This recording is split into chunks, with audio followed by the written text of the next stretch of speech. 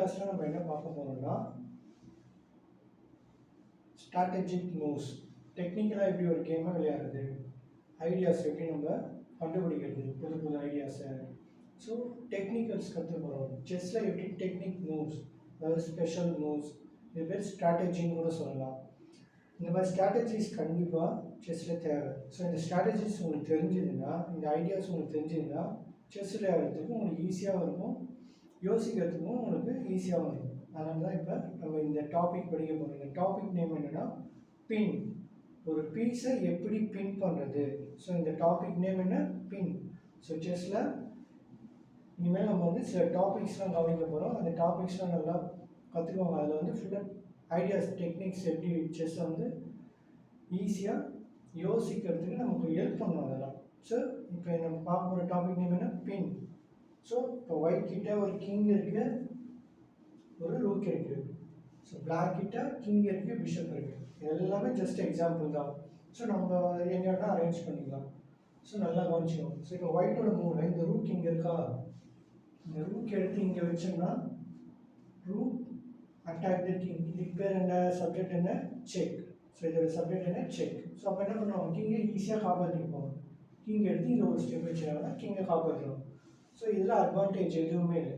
So rook attack பண்ணாங்க, கிங்கை காப்பாற்றிடும். So advantage எதுவும் வரல.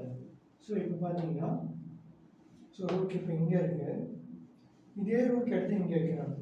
ரூக் எடுத்து இங்கே வச்சு பிஷப் அட்டாக் பண்ணுறாங்க. ஸோ பிஷப் அட்டாக் பண்ணால் என்ன ஆகும், பிஷப்பை சிம்பிளாக தூரமாக மூவ் பண்ணிப்பாங்க. சேஃப்டியான பிளேஸில் மூவ் பண்ணி பிஷப்பை காப்பாற்றுறோம். பிஷப் பிளேஸ் பண்ணி இங்கே ரூக்கே அட்டாக் பண்ணுவோம். ஸோ எதுவுமே வரல, ஒயிட் வந்து அட்வான்டேஜ் மூவ் எதுவுமே வரல.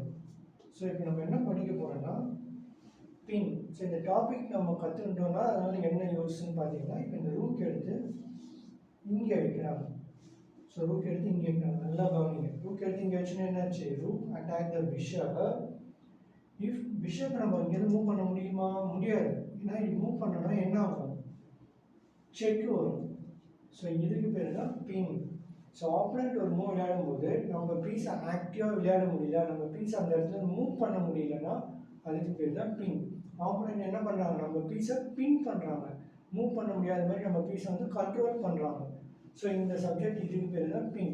So pin is a very useful move and then very important, ரொம்ப முக்கியமான மூவ். ஸோ இப்போ பின் பண்ணதுனால என்னாச்சு கவனிச்சிங்களா. ஸோ இந்த லைனை பின் பண்ணிட்டாங்க. இந்த லைனில் பிஷப் நடுவில் இருக்குது, நடுவில் பிஷப் இருக்குது, ரூக் இங்கே இருக்குது. So rook attack the bishop. So pin பண்ணதுனால பிஷப்பால் மூவ் பண்ண முடியல.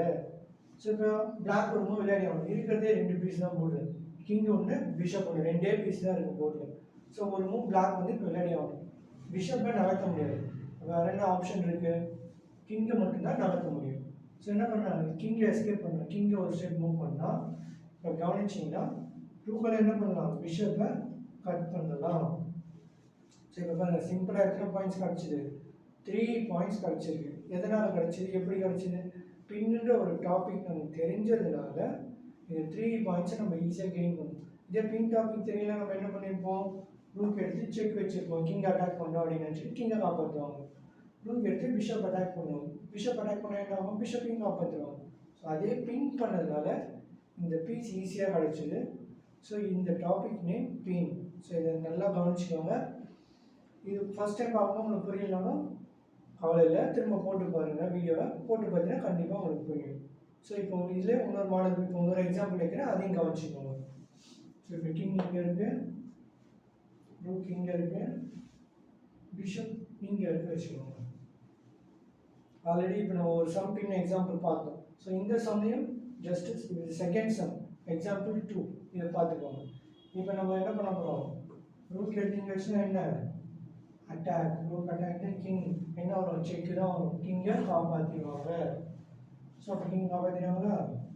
ஸோ இப்போ இந்த ரூக் எடுத்து இங்கே வைக்கிறாங்க, இங்கே வச்சு என்ன, rook attack the bishop. So அப்போ என்ன வரும், பிஷப்பை காப்பாற்றிடுவாங்க.